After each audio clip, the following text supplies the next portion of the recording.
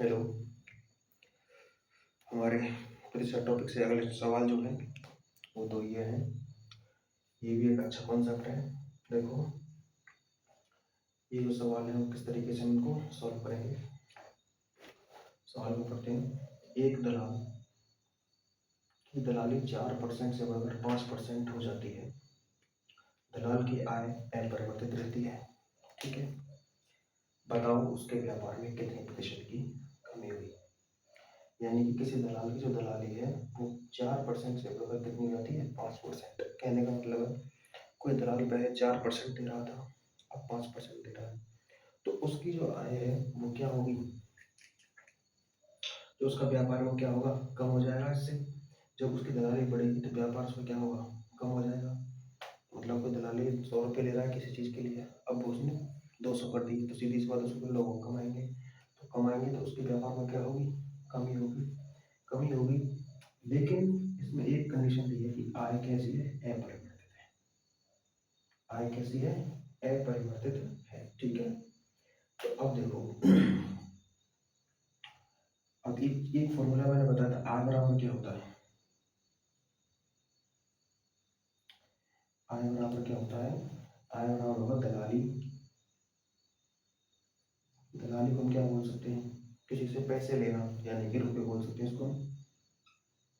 ठीक है, इंटू, अब रुपए आय कैसे निकलेगी, रुपए गुणा जितना सामान बिकेगा, यानी जितना उसका क्या होगा, व्यापार होगा, यानी जिसका क्या होगा, उसका व्यापार। हम व्यापार को क्या बोल सकते हैं, सामान बोल सकते हैं। ठीक है, जितना उसका रुपये होंगे, रुपये गुणा सामान, यानी जितने का उसका सामान होगा उसमें रुपये का जब गुणा करेंगे तो आय निकलेगी उसकी, यानी कि उसकी जो उसकी वैल्यू है टोटल वो निकलेगा। ठीक है, तो ऐसे ही हम इसको सॉल्व करेंगे, आय। ठीक है, तो अब क्या बोल रहा है इसमें, आय अपरिवर्तित रहनी चाहिए। ठीक है, अब पहले माना,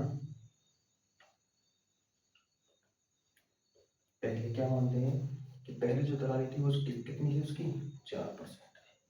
कितनी थी, 4% थी। व्यापार कितना था उसका, व्यापार उसका कितना, मान लो 100, मान लो, मान नहीं तो नहीं, इसकी याद रखिए, लेकिन व्यापार इसका 100 है। ठीक है, तो उसकी आय कितनी हुई, 4 गुणा 100 करेंगे 400। चार, आय कितनी हुई, 400। अब उसने क्या कहा, दलाल की आय अपरिवर्तित रहती है, तो दलाल की जो आय है अब क्या होगा, अब दलाल की जो आय है वो क्या रहेगी, अपरिवर्तित, यानी 400 रहेगी। ठीक है, लेकिन दलाली 4 से बढ़कर कितनी हो गई, 5 हो गई। ठीक है, अब क्या बोला, उसके व्यापार में कितने प्रतिशत की कमी हुई, लेकिन उसका व्यापार का हमें पता है, नहीं पता है। ठीक है, उसका व्यापार का हमें पता है, नहीं पता है, तो व्यापार कितना होगा इसका, एक्स मान लो, एक्स मान लो। जब व्यापार का पता ही नहीं है तो एक्स है, पहले इसका 100 था। ठीक है, अब उसका मानेंगे, अब का तो हमें पता ही नहीं, पहले इसका 100 माना, लेकिन अब उसका अगर कमी है, घटाए होते तो उससे हम लिख देते, लेकिन ना तो कोई कमी हुई है, लेकिन उसका पता ही नहीं, तो एक्स मान लेंगे, तो उसका व्यापार यानी कि उसका सामान निकल आएगा, यानी कितनी उसने दलाली करने के जो आदमी आए थे उसके पास, या टिकट थी, कुछ भी हो दलाल में, वो आ जाएगा यहाँ पे। ठीक है, तो अब देखो, एक्स की वैल्यू यहाँ सीधी सी बात है, इससे सॉल्व कर सकते हैं, करो। एक्स का मान सीधा सीधा निकल जाएगा, 400 बटे 5 बराबर 80, यानी कि एक्स की वैल्यू कितनी आ गई यहाँ, 80 आ गई। अब क्या, उसके व्यापार में कितने प्रतिशत की कमी हुई, उसके व्यापार में पहले कितनी थी, 100, अब कितनी हो गई, 80, तो कितनी कमी आ गई, 20 की आ गई, 20। उत्तर कैसे इसका आ गया, 20% की कमी। ठीक है,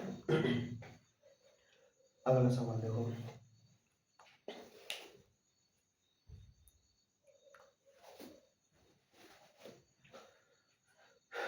किसी सिनेमा हॉल के मालिक ने टिकट के मूल्यों में 20% की कमी कर दी।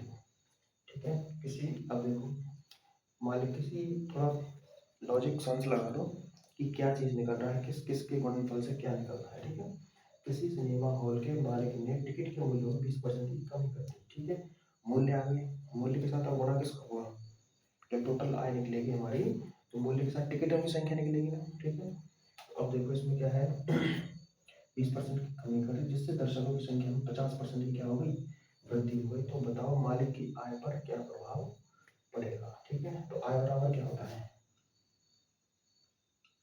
मूल्य किसका, टिकटों का गुणा टिकटों की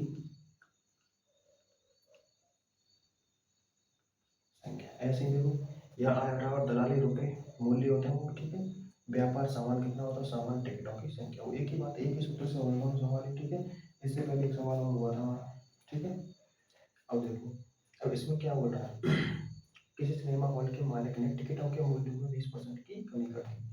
टिकटों के मूल्य में, यानी कि पहले उसका मूल्य कितना था, 100 था।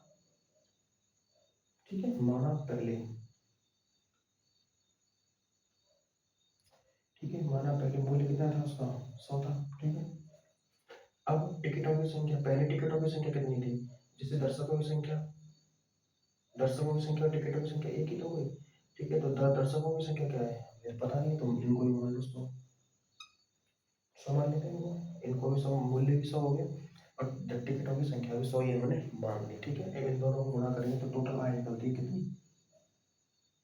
10,000। ठीक है, टोटल आय कितनी निकली, 10,000, मूल्य कितना है, 100 माना है और टिकटों की संख्या ये भी माना था। ये हमारे इस पे निकालना है सब कुछ, ये हमारा बेस आ गया। अब क्या बोल रहा है, किसी सिनेमा हॉल के मालिक ने टिकट के मूल्यों में 20% की कमी कर दी। मूल्य कितना है हमारे पास, 100, इसमें कितनी की कमी कर दी, 20 की। कितना ले सकते हैं, 80 गुणा, जिससे दर्शकों की संख्या में 50% की वृद्धि हुई। अब दर्शकों की संख्या में क्या होगी, वृद्धि होगी। दर्शकों की संख्या में वृद्धि हुई तो कितना आ जाएगा, 150, कितने, 50% की वृद्धि हुई, यानी कि 50 और 150, इसमें 20 कमी हुई तो इसमें से 20 घटा दिए, 80 आ गई। ठीक है, कमी को घटाते हैं और जो वृद्धि होती है तो उसको जोड़ते हैं, तो इसमें 50 जोड़ दिया। अब देखो टोटल कितना आ गया, 15 8 120, 15 8 120, 1 0 2 0 2 0 कितना आ गया, 12,000। कितना आ गया, 12,000। अब क्या आपको बोल रहा है, वो तो हो गई हो, तो बताओ मालिक की आय पर क्या प्रभाव पड़ेगा। मालिक की आय पहले कितनी थी, 10,000, ये कौन सी है, पहले। ठीक है, अब कितनी हुई, 12,000। तो 10,000 से जब 12,000 हुई तो कुछ ना कुछ वृद्धि हुई इसमें, तो वृद्धि ही बतानी। तो वृद्धि कितनी हुई इसमें, तो वृद्धि प्रतिशत क्या होगी, वृद्धि प्रतिशत बताओ, यानी कि बार की संख्या, वृद्धि प्रतिशत क्या होती है, वृद्धि प्रतिशत क्या होती है, वृद्धि प्रतिशत क्या होती है, सूत्र क्या बताया था, कमी बटे 100 माइनस कमी गुणा 100, ये होती है ना वृद्धि प्रतिशत।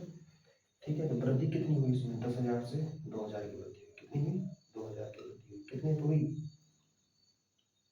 10,000 गुणा 100, 2 0 2 0 कट गई, ये 2 0 ये 2 0 कट गई, तो 20%।